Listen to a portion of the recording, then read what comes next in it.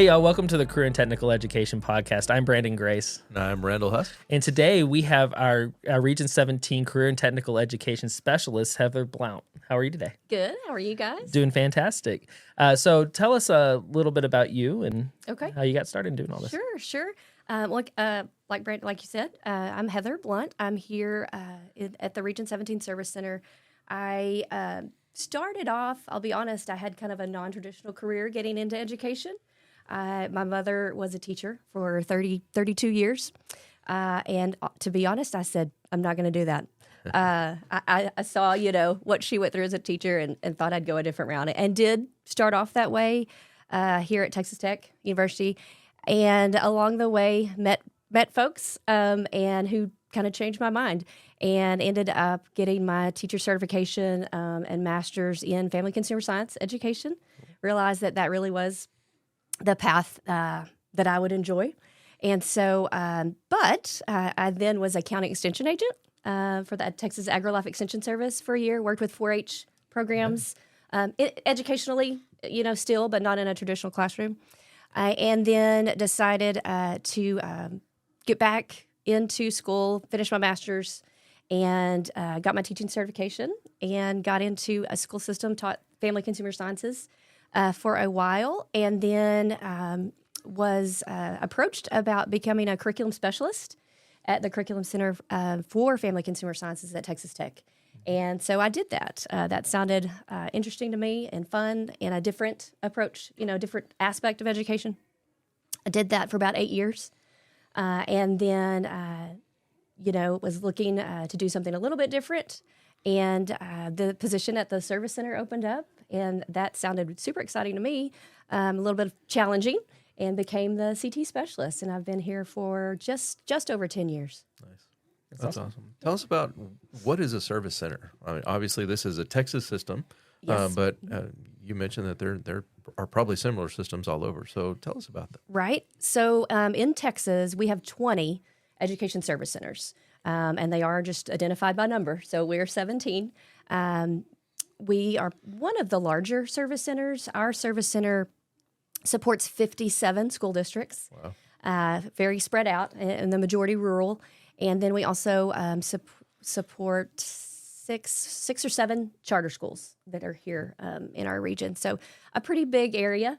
And we really are, and all service centers are there to support school districts. Our goal, we all have our own missions, but very similar. Ours particularly is, we want to facilitate student performance. We want to support school districts so that they can operate efficiently and economically. And then we really want to help them implement state initiatives that come from the Texas Education Agency, and help them understand those and implement those, to the best of their ability. And so each service center has multiple education specialists, and we all kind of call them different things. In our service center, we're called education specialists. Some call them coordinators, or there's a variety of different things, but our goals are all the same. And so they're in different content areas. So I specifically support career and technical education. We have math specialists, science specialists, social studies specialists, special education specialists, the gamut in all K through 12, pre-K through 12.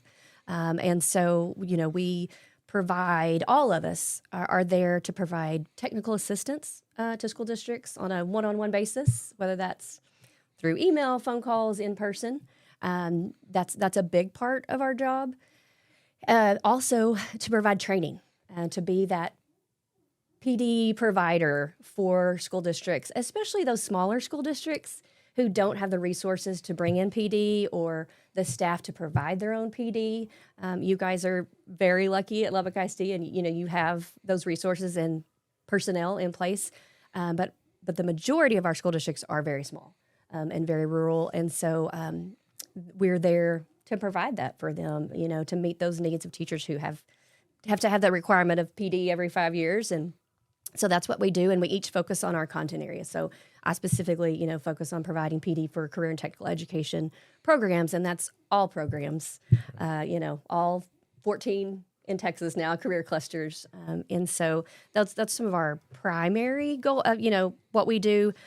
We provide educational resources, whether We create them ourselves. A lot of times we do, or if we're just sharing, it's easy. I have more time to research and find educational resources, and so we do that through newsletters, meetings, one-on-one communication, and then also being that kind of that liaison between TEA and the school districts. We're kind of that middleman, and so we receive training and have direct communication with the Texas Education Agency on a regular basis, and then we are there to share that information with you guys and make sure that school districts understand initiatives, laws. That's a really important part of what we do, making sure that especially in CTE. Yes, yeah. CTE is complicated, right? And lots of intricacies and ins and outs that we hope to be there to make sure that you understand them. And if you have questions, you can ask us directly. And so overall, I mean, that's our primary. How is the service center funded? I mean, because as far as I know, like we don't, as a school district, we don't pay for all this training or things like that. Is that right? Right. It kind of depends. So, we do get federal grants. I get Perkins.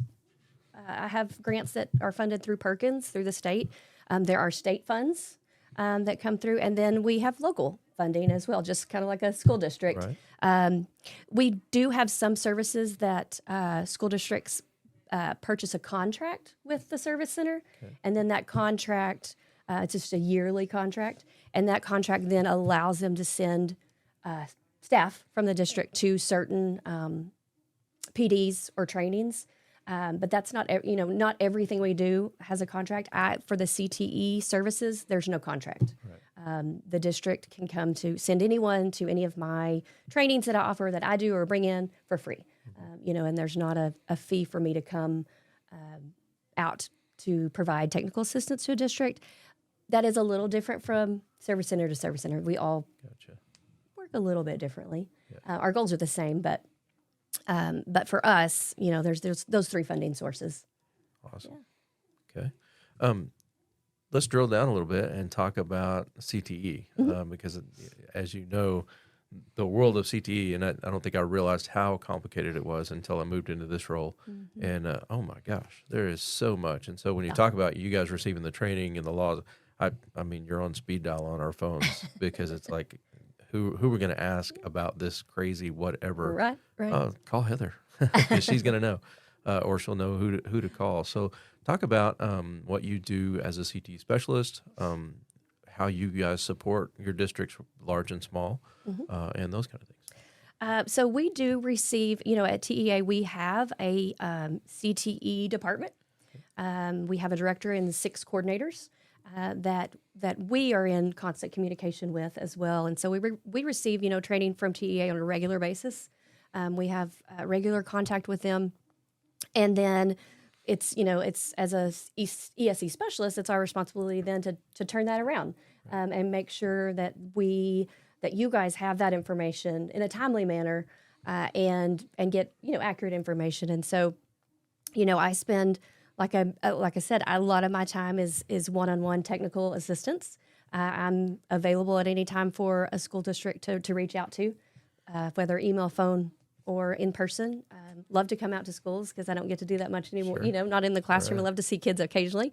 And then constantly thinking about what are the needs of districts in regards to CTE, and making sure that they continue to grow and develop their programs and can implement those programs successfully. And so just providing that PD on a yearly basis. We get the question a lot. So y'all get the summer off too? And no, we don't, unfortunately. That's like busy times. Yes. So the summer actually at a service center is the busiest time, where we are really trying to provide as much PD and training, because that's when teachers are most able to get their PD. They don't have to miss classroom time. They don't have to get subs. And so summer really is a busy time for us. And really, too, especially I would say for CTE, because like you mentioned, it's very complicated. We have connections to all areas, accountability. We have strong connections with special ed. We have strong connections even with core. And so as a CTE specialist, we really do collaborate a lot with the other specialists. I work very closely with our counselor specialist because CTE is a huge part of a counselor's job in helping students, make those choices and making those choices regarding programs of study and what courses am I going to take throughout high school. And so she and I work very closely together in providing trainings. She'll come and do stuff at my trainings. I come and present at her trainings. I work very closely and am also on our accountability team at the Service Center because of the connection with CCMR, the College Career and Military Readiness portion of accountability. And so I really support that and kind of the CCMR person for our ESC because CTE has very strong connections to all of those components, indicators in the CCMR system. So there's, lots. Every day's new at the Service Center. I never know what it's gonna bring. Kind of like at school, For sure. but it's great as a CTE specialist because I get to work with all content areas. I've learned so much over the last 10 years. I knew nothing about health science before. I came here. That wasn't what I taught in, and so I've learned about marketing and all the instructional technology and IT stuff and law and everything. And so that's fun to get to work with all those different areas and constantly learn more about the great things that CTE programs are doing with students. And we get to, we kind of, as a CTE specialist, also get to be like an ambassador for CTE, I'm passionate about CTE for every student and know how, what a positive thing it is for kids. And so it's fun to be able to be that voice, I guess, to promote it. You bet. Yeah. Talk a little bit about the difference between serving like a school district like Lubbock ISD. Obviously, we're pretty large. Yeah. We've got several coordinators. So I mean, like I my whole job is only CTE and only a portion of CTE. Like I don't even cover all the cluster areas. I have my own. Right. But then we go to quarterly meetings or things like that, and I'm talking to people from Idalou or Ropes, and they're like, "Yeah, I'm the assistant principal, counselor, CTE specialist, and I teach the ag classes." Whoa, what? So How do you do that? yeah, exactly. Yeah, Right. it's crazy. I wonder. Yeah. Right. So talk about the difference in serving little districts versus big districts. Right. So with bigger districts, I'd say sometimes it's more of a one-on-one technical assistance, kind of just questions from more administrative people, because your teachers are able to reach out to coordinators. And I get teacher questions, but and with a smaller district, like you said, sometimes they need more support, more assistance, more training, just because they are so small and they don't have those resources and they don't have true CTE coordinators. Right. In our region, I could probably count on one hand true CTE coordinators, just because we're so rural. And in those places, those folks are the principal, the bus driver, the counselor, the teacher. Janitor, yeah. They wear a lot of hats. And so, like you mentioned, CTE is extremely complicated and it has lots of moving parts. And so if you already are wearing, 6 hats, that further complicates things. And so, I'm there to help them navigate through that because they have so much going on. And so helping to just make it easier to understand and just providing them with the most guidance that can make their job a little bit easier. And so that definitely is probably a little, we do that a little more with smaller schools just because of their situation. But you guys even help with the funding portion, right? Helping them navigate the Perkins Right. waters. So if and this would be across the state for Perkins funding, which is our federal funding, comes from the federal government. There is a threshold that if your entitlement, your planning amount, is less than $15,000 for the district, then in order to be able to access those funds and utilize them for your school district, you have to join what's called a shared service arrangement. Okay. And so an SSA for short. And school districts can form SSAs together, but we as a service center offer an SSA for school districts to join if they want.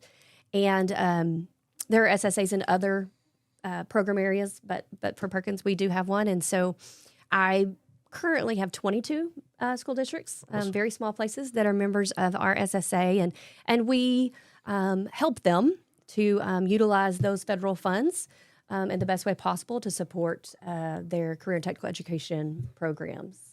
Very cool. Very cool. So you was kind of circle back a little bit. You were talking about, y'all provide, professional development. There we go. Yeah. I had to find it in my head. Y'all provide professional development for teachers in the summer and things like that. So I know y'all provide a lot throughout the year. Yeah, y'all have a few sure. things coming up. What are some of the things that y'all have coming up for teachers across our area to go to? Sure. Well, let's see. A couple of really fun ones I'm super excited about in February. So really, really quickly, February 15th, we have a drone workshop coming up. Super excited. We haven't really done this before. We're partnering with a couple of folks to offer that. In fact, Skills USA is going to be a part of that presentation. Yeah, I'm presenting it. They didn't let me know Yes, that yet, it is. but I'm super excited to have you, Well, Brandon. I just saw that it was. I keep getting the email from Pittsco. Yes, from Joe. Yeah, from Yeah. Joe, and he keeps. And I was like, well, that's my district contest, so I can do it in the morning. Oh, so I'm gosh. trying to figure it out. But I saw the drone thing because it's actually focused. There's a whole thing on drone training for the drone contest. Yes. For Skills USA. Yes. And they're in Pittsco's sticking around. They're going to run our drone contest this year. That's awesome. Which I was like, yes. Yeah. Because usually it's like, hey, let's stick some sticks up and run a drone through Right, it. yeah. And this year we actually get the whole cage and everything. Oh, So it's that's awesome. really exciting. But, Well, I'm super excited about that. We still have lots of room for that. So anyone, even it's for anyone, even if you have no drone experience but you have a lot of interest, or you're the teacher and you're like, I really want to bring drones eventually into this into our school district. That's for them too. Or if you have more experience, it's for you guys. There'll be information on certification. The ability to build some drones while you're there. It's very, very hands-on. So I'm really excited about that. And we're having it at the Agri-STEM Center, hopefully, and in that great arena facility. And then on February 29th, so the end of the month, I have Andrew McPeak coming, and he will be presenting. It's called Ready for Real Life. He just recently wrote that book. He works for an organization called Growing Leaders. They do a lot with career and leadership within education. They work with adults, educational leaders, and with students. And I've had him before. It's been a few years for adults, and I've had him for students. But he will be here on February 29th, full-day training. It's for anyone working with students and helping them to really understand and encourage those real-life skills within your classrooms for those kids to help them be, successful no matter what career path they take. And so it's, like I said, it's welcome. Anyone's welcome. Teachers, counselors, administrators. So that's exciting. And then a few more administrator type trainings within the spring for new and experienced administrators that are working with CTE. It's a series that we all across the state offer throughout the year, and so and for counselors. So they're separate. So I have 2 more coming up for CTE counselors, and they don't have to be just a CTE counselor, but for counselors who work with CTE, for new and experienced ones. And then, like I said, 2 more for CTE administrators, both new and experienced, focusing on program development within CTE, and then kind of program expansion, and then the counselor ones focusing on counseling students within career development, making sure there's equitable access to programs and all students know about their opportunities. So those I'm pretty excited about those coming up. And then also, maybe not, doesn't sound quite as exciting, but some CLNA training for Perkins, which it's important. So that's coming up, in February as well. And kind of drawing a blank. I don't have my list in front of me. It's okay. Those are the. I think you hit most of them. I read your newsletter. Yes, the newsletter. Yeah, sure. And so speaking of newsletter, how do people get to your newsletter so they can find out about all these things? Sure. You can. The easiest way is just to shoot me an email. We use S'more, but there is a link on the S'more if someone forwards it to you where you can sign up to it to receive it as well. That is probably one of my best ways to keep in communication and contact with the CTE world in our region. Right now, I think I have over 900 on the SMORE list. It's great to keep updated and can get that information out to the masses. So yes, I would love to add more to that SMORE list. And last thing about the newsletter, I'm doing the whole newsletter talk here. That's okay. Just for one, I just read it the other day. How do you get, if say you have an event or you want something spread out throughout the region, how do you get that information to you so you can add that to like a newsletter? Or Probably the best way is just to email me, okay. Email or call. I'm happy to add things to the newsletter, especially, things that related to CTSO activities, upcoming events. If you need judges for upcoming events like Skills USA or FFA, any of those, love to get that information out there. If you're going to have an event that is open to everyone in the region, I'm love to send out that information because I know it's hard sometimes as a teacher to find that, have the time to look for different websites and different things. And so hopefully through the newsletter, I can help to spread that word. Yeah, that comes from because we do esports. Yes. And sometimes we do want to invite the whole region. Yes. Because we do have one coming up in March, by the way. You'll find out later. Okay. But we have one coming up, but anybody's invited. Sure. And we've had people from all over come into our esports thing. But that's one resource that we haven't utilized was say, hey, let's send this out to Heather so that way she can get it out to, because most of the esports teachers are CTE teachers. Right. So, so we try to, so that's a good resource, I think. Yeah. I know that esports is really growing. Yeah, it's huge. In popularity. Yeah. And I try, people send me stuff periodically that I pull from TEA. They will send, they do a newsletter and I always put what's in their newsletter, but then they'll also send us some things that they get that would be applicable to teachers. But I love to hear from teachers or directors about events, that others might want to be involved in or participate in. Awesome. Yeah. For sure. That's wonderful. So last thing, talk just a little bit about, I know you guys, y'all work very closely with TEA. You tend to know things that are coming. Mm-hmm. What's exciting in the world of CTE today? What are some challenges that we might want to be aware of? Well, to me, and I think most everybody's excited. We've recently refreshed our programs of study. We've added programs of study that will be in effect for the 24-25 school year. So we added 4 more brand new programs of study that are all related to engineering, which is exciting. We've added new courses, and there's lots of great resources that are coming, hopefully available this summer, is what we're hearing, that toolkits and implementation guides and career cluster guides that will really help school districts, teachers, counselors, coordinators, administrators really promote CTE programs and programs of study, help kids see the relevance and the importance of those programs, and hopefully make your job a little bit easier. So to me, that's exciting. They continue to work on work-based learning and really providing resources to help districts be able to offer work-based learning where those kids have that opportunity to have that real-world application, get their hands dirty, so to say, and really see that they can apply what they're learning in your classrooms. Just trying to think what else is. Those are kind of the big ones right now. But just it's exciting. Career in tech is exciting because it's always changing. It's always evolving. Like we talk about all the time. There's so many jobs that don't exist yet. Oh yeah, and we get to tell kids about those. And I say we, you guys mainly, but we, CTE allows kids to just see their opportunities and we're just always evolving and always changing. There's always something new for us to look forward to. So that's awesome. Yeah. Heather, if somebody wants to know more about the Service Center and what they do, where would they go to find that?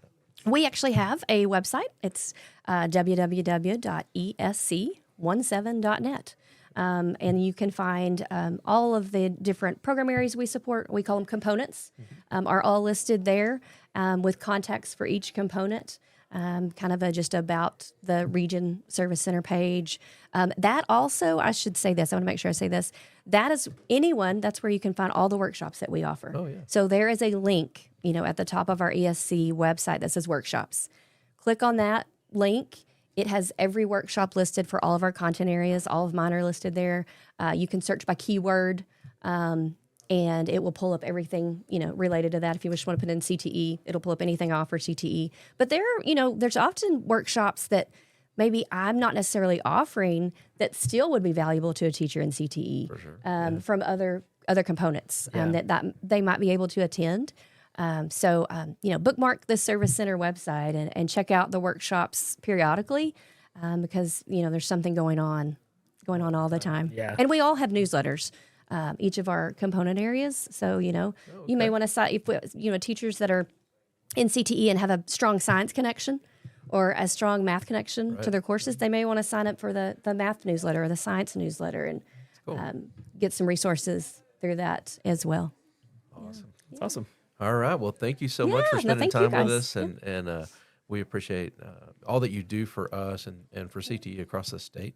And I know this information will be valuable too, because there's other programs out there too. No matter what state you live in, absolutely, there's similar systems. So there are great CTE specialists across the state at every service center. So, if you're listening and you're from another region, be sure to reach out to your CTE specialist. They are there to help you.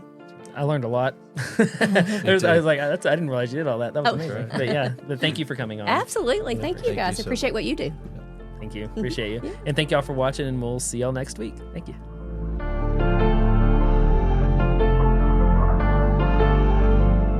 You can watch and listen to all episodes of the CTE podcast on Spotify, Amazon Music, YouTube Podcast, and LubbockISDTV.com.